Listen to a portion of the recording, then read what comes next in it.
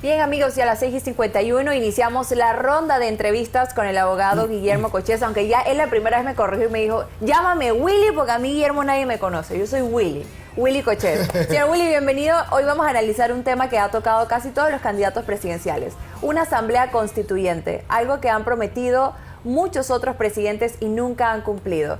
Bienvenido, constituyente, como le dije, algo que se repite y se repite con el pasar de los años, pero nunca se concreta. Te voy a explicar. Buenos días, muchas gracias por la invitación. Creo que no se concreta porque es algo que la gente no come de constituyente. Y si tú ves las encuestas y le preguntas a la gente cuáles son sus prioridades, te va a decir agua, inseguridad, educación, empleo, salud. Constituyente no es un tema que le da de comer a la gente. En este momento preciso, hablar de ese tema es como desviar la atención. Ahora, quien entre a gobernar el 1 de julio tendrá que enfocarse en problemas muy concretos: la falta de agua, la deteriorada educación, el seguro social, la salud. Y es verdad que hay que actualizar la Constitución, pero vamos a hacer un pequeño repaso de la Constitución que hoy tenemos. 1972, una Constitución totalmente dictatorial que le dio poderes especiales a Torrijos fuera de lugar, que ni siquiera Perón lo tuvo en Argentina. Claro. Como jefe supremo podía hacer lo que le daba la gana. Del 72 al 78, al 78 se elimina esa cláusula, y en el 83, en el gobierno de Ricardo de la Espriella, se convoca una comisión donde participan todos los partidos políticos de oposición, con excepción de uno, el del doctor Carlos Iván Zúñiga, el Partido de Acción Popular, el Papo, y se reforma la Constitución. Allí hubo una discusión que fue lo último que generó problemas, y que fue la decisión del general Paredes, en cierta forma, de imponer el sistema electoral de los circuitos, que no representan la realidad del país. La democracia cristiana, a través de nuestro representante ahí, que fue José Antonio Sosa, planteó la necesidad de crear los diputados nacionales. El diputado nacional, ¿qué es? Es un dirigente nacional del partido que, si va a una elección, quizás la pierda, pero que representa sabiduría, experiencia, conocimiento, prestigio, y que no va a correr porque no tiene la capacidad de hacerlo. Bueno, eso se eliminó y quedaron los circuitos electorales, pero ahí se estableció la primera elección de 1984 para diputados, para presidente, que terminó siendo fraude. En la Asamblea se robaron 16 curules, y ahí comenzó lo que hemos vivido hasta ahora. Posteriormente hubo un intento de reforma a la Constitución en 1992 en la Asamblea, que la aprobamos en la Asamblea siguiendo el método establecido en la Constitución, y que fue a referéndum.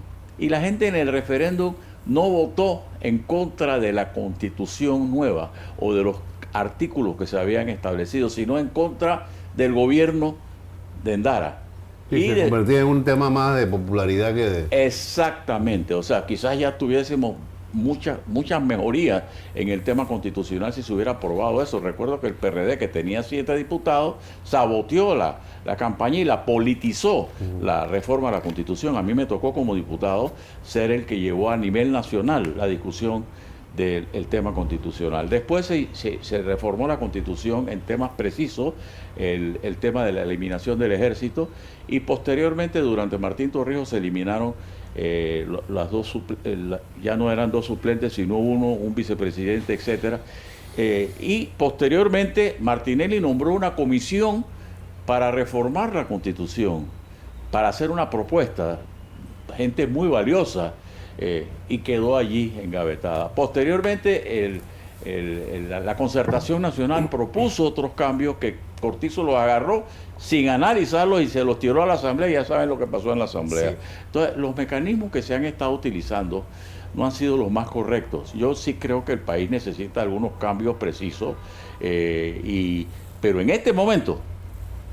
¿Cuál sería ese mecanismo más correcto para modificar? Bueno, el que utilizó Martín Torrijos fue, ganada la elección, se plantearon unos cambios con la asamblea que salía, porque la asamblea esta asamblea se va a quedar hasta el 30 de junio, entonces hay la posibilidad de buscar el entendimiento con unos cambios constitucionales con esta asamblea que se queda 2 meses antes de que cambie el gobierno y se aprueba con la próxima legislatura, que sería cuestión de 3-4 meses. Pero hay que ver cómo queda la constitución de la asamblea, que creo que va a quedar muy, muy fragmentada. El otro mecanismo es buscar lo que plantean algunos, la constituyente paralela, que significa elegir 60 miembros más gastos, etcétera. ¿Quién los elige? Los elegiría el pueblo, la población los elegiría. Y buscaría, y tendrías de 6 a 9 meses, un mínimo de 6 y un máximo de 9 meses para prepararla. Pero ahí se puede cambiar total o parcialmente la Constitución. Y yo creo que eso es bastante peligroso porque ya tenemos una serie de cosas que no se deben cambiar de la Constitución. Inclusive la Constitución de 1972 no cambió asuntos básicos de la de 1946. ¿Cómo cuáles? Ilústranos un poco.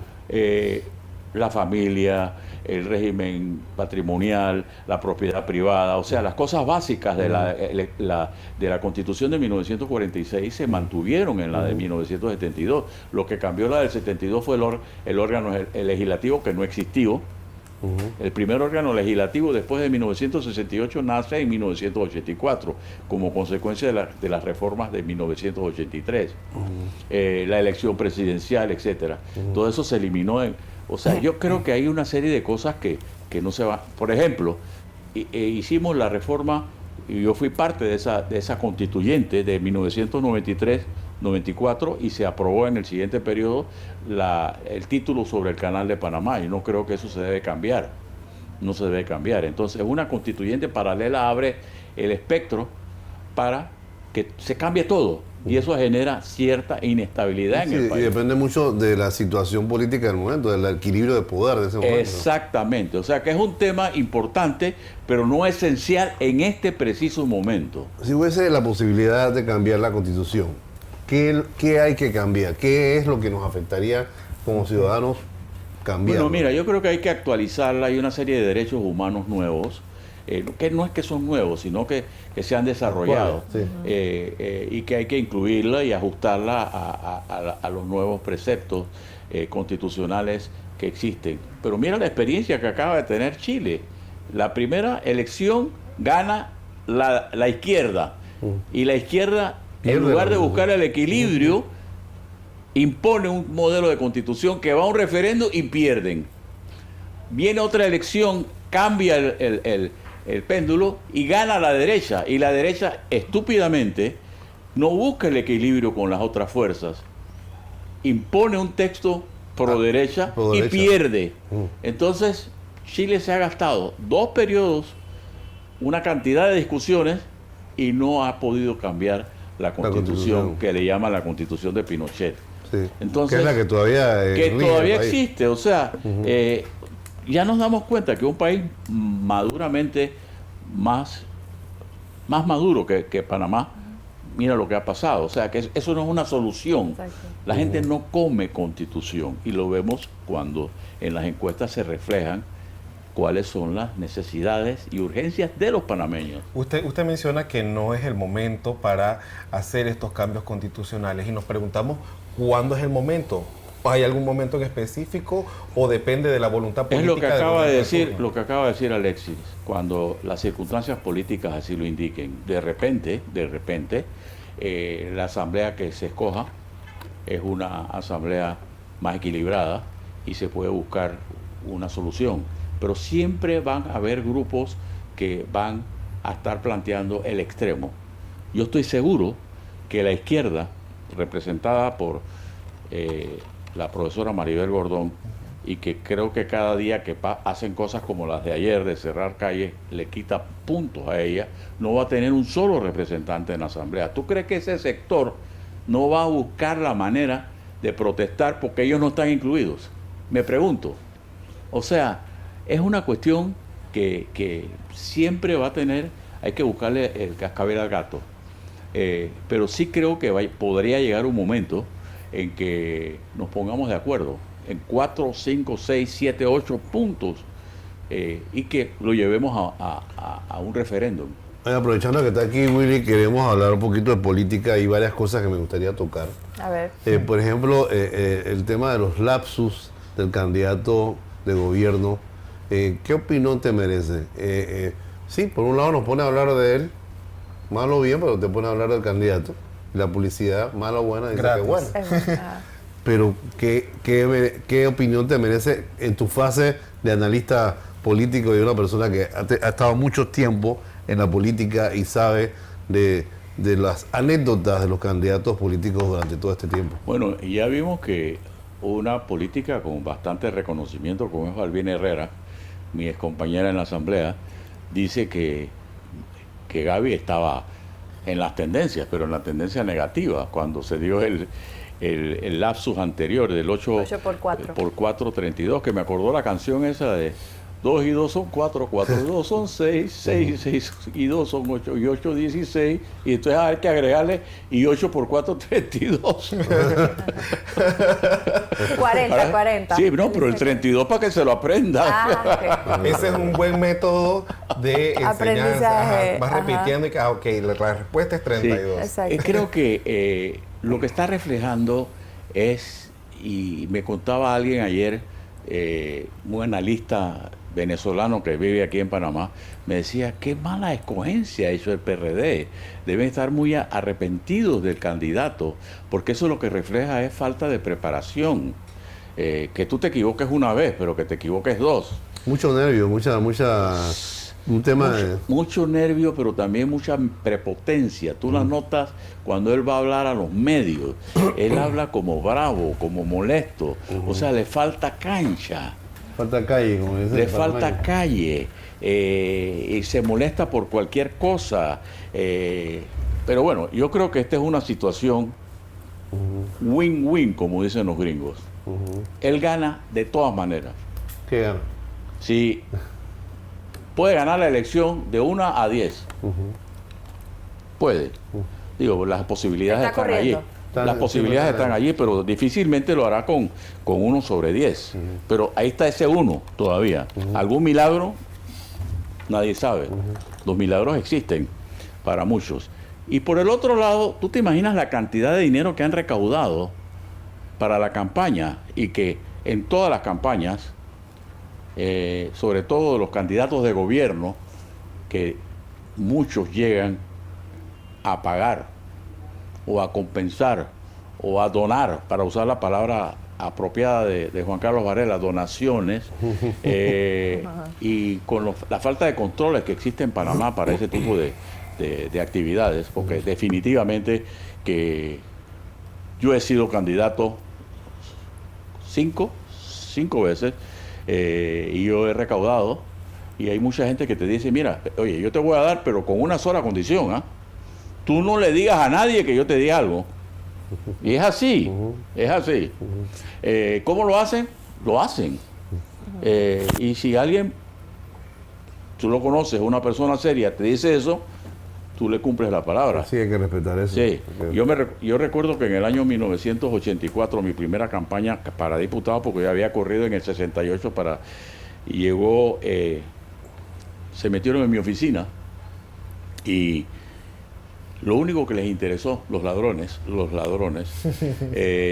único que les interesó fue mi lista de donantes. Y entonces este donante me dice, óyeme, ya se enteraron que te di. Clase de ladrones, ¿ah? Sí, clase de ladrones.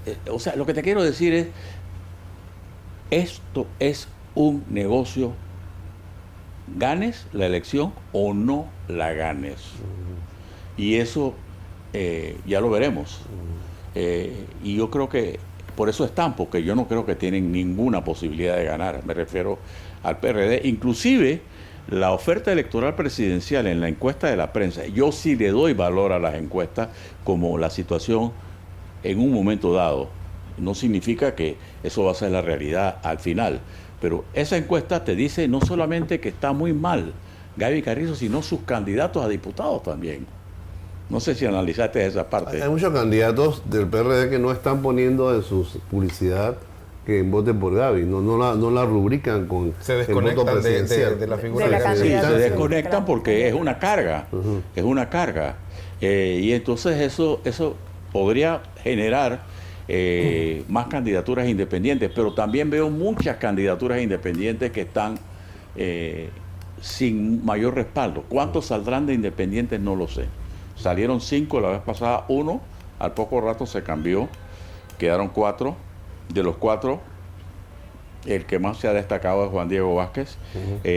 Sí creo que pueden sacar unos 10, 12, 13, pero sí el PRD va a sufrir bastante en ¿Qué esta tú elección. piensas de la independencia de los independientes como Juan Diego Vázquez y otros que no capitalizan su bagaje político luego de tener una, digamos, una actuación tan rutilante durante estos 5 años, muy seguidos, muy admirados por mucha gente, pero luego por un tema de consistencia en su discurso dicen no voy a la reelección y Acabas de demonizan la reelección? usar una palabra que se llama consistencia.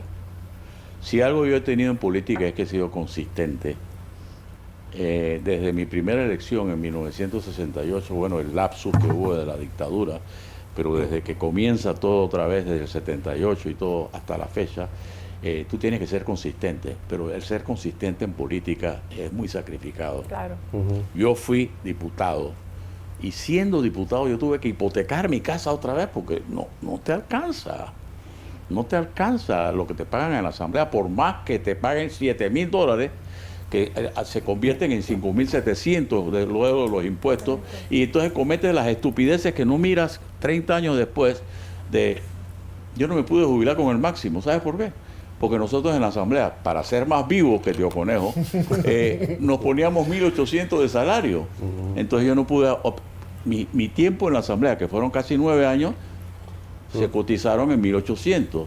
Lo demás, combustible, esto, lo demás y lo otro.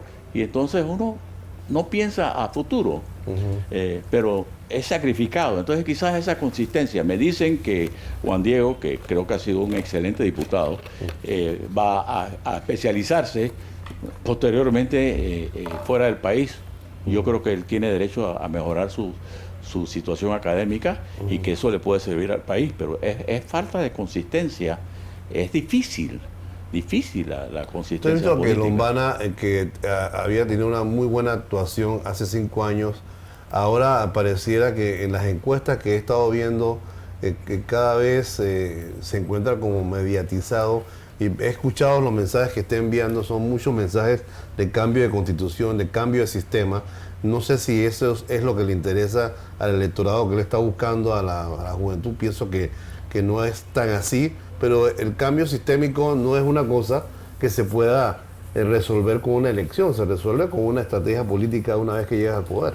Mira, la gente siempre se pregunta por qué la democracia cristiana tuvo tanto éxito en 1989. Porque trabajamos intensamente 5 años antes, desde la asamblea. ¿Qué partido político en Panamá ha hecho ese trabajo desde la asamblea? Ninguno. Ahora nos vienen a hablar que Cambio Democrático es oposición, que panameñismo es oposición, pero ¿a dónde ha estado la oposición cuando tuvieron la oportunidad de serlo en la asamblea? Aquí no sabemos ni siquiera los nombres de los diputados. Si tú me preguntas cuáles son los nombres de los diputados panameñistas, yo te tengo que decir que quizás conozco a una que fue directora del IFARU, que no recuerdo su nombre y que ganó por ser directora del IFARU. Fíjate que la historia se repite en Arreján porque otro que fue director del IFARU también quiere ser diputado en Arreján. Yesenia Rodríguez era la directora del IFARU. Bueno, y que me tocó a mí denunciar porque estaban utilizando las becas del... Pero es que esta es una cosa viejísima. Es recurrente. Sí. Esto Es recurrente. Yo recuerdo en el gobierno de Endara, que el director del Intel, el Instituto de Telecomunicaciones, Francisco Denis, aspiraba a ser candidato que ese fue el que reemplazó a Mauat, que era el de la democracia cristiana. Entró él y él era el director del Intel, pero él aspiraba a ser candidato a diputado por allá por Macaracas. Y tenía como el 70% de las cuñas del Intel en las emisoras de esa región. O sea, Sí. eso es una cosa que no es nueva, pero eso se debe reglamentar. Claro. O sea, esos abusos. Pero es más evidente y más conocido por parte de la comunidad por el tema de las redes sociales. Ahora es muy por difícil supuesto, ahora las cosas tapar son más esas cosas. conocidas. Sí. Son más conocidas. A veces se exceden las redes sociales, que a ti te da miedo reproducir algo que te envían. Sí, se porque pasa a veces también. Se pasa, sí. Hay uno circulando de una revista que no sé si sea cierta, no sé si la has visto, de Forbes. Sí. Sí, que tiene un contenido, pero realmente ofensivo. ¿Ah? Sí.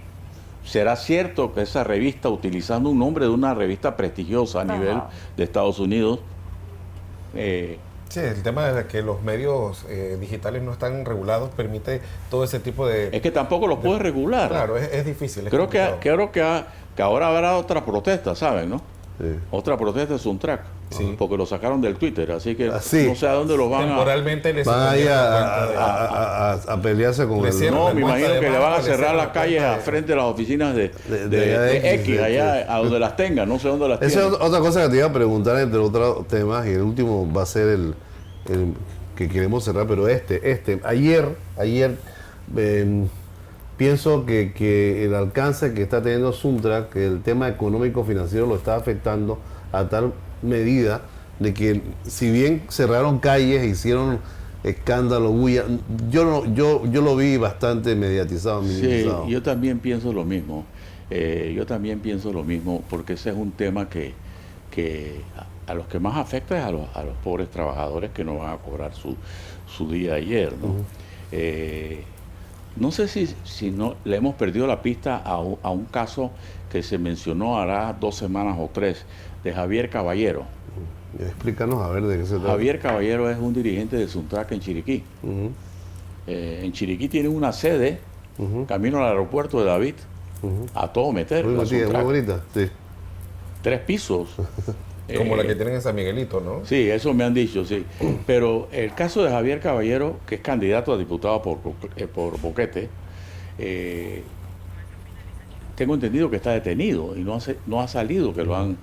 Y creo que un delito vinculado con lavado de dinero, algo por el estilo, que es la supuesta investigación que están haciendo sobre los fondos de Suntrack. Porque desde hace rato se menciona que ellos, además de las cuotas sindicales, reciben otro tipo de ayuda. Sí. Entonces, eso es lo que supuestamente, porque los bancos no están obligados a decirte, Alexis de Pul, le cerramos su cuenta. ¿Y por qué me la cierran? No. No tiene que darte Nos explicación. reservamos el derecho. Sí, nos Pero reservamos el derecho. el hecho es que parece ser un golpe muy contundente a la Sí, estructura porque del me imagino Suntrack, que ¿no? tendrán una cantidad tremenda de cheques de las constructoras que no les van a pagar en efectivo. Se los pagan para que quede constancia y que no los pueden depositar. Pero eso no, como que no prende la llama, o sea, no llama la atención, es algo tan particular de ellos que ellos lo tienen que resolver, pues, ¿no? Sí, Y- nadie le empatiza ni conecta con esa realidad. Exactamente, y entonces siguen buscando el tema de la mina y ya ese tema como que ya está desfasado. Ya pasó, Sí, ya pasó. Sí. Ya Para pasó. ir aterrizando, que nos pide la producción rápidamente, Willy, te voy a pedir una respuesta corta si se puede. La rutilancia con la que está llegando Molino a las encuestas con relación a los otros candidatos, a pesar de que nos tiene conversando también el señor Martinelli acerca de su inclusión en ese pedazo de Nicaragua que se ha constituido la embajada, con todos los conflictos que hay. ¿Cómo ves la candidatura de Molino y cómo se está desarrollando de forma, por lo menos, popular, creciente, en las encuestas que hemos estado viendo en las últimas semanas? Mira, el lunes se dio un hecho interesante donde simpatizantes, yo estaba allí, de 4 partidos, incluyendo Realizando Metas, incluyendo Cambio Democrático, Alianza, que es muy pequeño, y País, que apoyaron a Martín Torrijos. Yo creo que va a seguir el desmembramiento de grupos que han cuestionado la dirigencia de Ricardo Martinelli en Realizando Metas y que no son los dirigentes, son la gente de abajo. Caso de los que estaban ahí presentes ese día, que son de base. Yo creo que todo cambio democrático igual, porque son partidos que se manejan a través de las cúpulas. No, el candidato mío es Alexis Despul, no, pero ¿por qué? Si Carolina es mejor y uno de los dos queda disgustado, eso se sabe. Entonces yo creo que todo eso va a ir afectando. La candidatura de Mulino en la encuesta de la prensa ya hace 3 semanas, ¿no? Dos semanas, muestra un 26%. El análisis de Danilo Toro, que me parece que es uno de los mejores analistas que tenemos, dice, mira, Martinelli marcaba 47 y este marca 26, o sea, no sé qué se va a llevar todo, pero yo creo que era la división del voto, Willy. la división de voto, yo creo que va a pasar algo y está pasando. La gente la gente le gusta votar por ganador. Se le van a ir quitando algunas candidaturas que no están pegando. Creo que la de Rómulo Rux no está pegando. Por diversas razones que no es el momento de analizar. Ricardo Lombana quizás por esa negatividad y esas propuestas que tampoco está pegando. Yo creo que toda esa gente va a buscar a alguien o que le gane al PRD o que le gane al otro polo negativo que hay, porque así como tiene puntos positivos Mulino con el apoyo de Martinelli, también tiene puntos negativos por el apoyo de Martinelli. Entonces yo creo que va a quedar una elección donde podría quedar Mulino y podría quedar Martín. Claro. Es interesante el análisis, quisiéramos seguir adelante, tenemos el tiempo ya corto. Willy, una invitación de nuevo para que dentro de una semana o dos vengas a... Si Dios quiere, porque no sabemos si vamos a estar vivos. No, tienes que estar, Dios mediante, sí lo vas a estar. Así es. Muchas gracias por estar con nosotros nuevamente.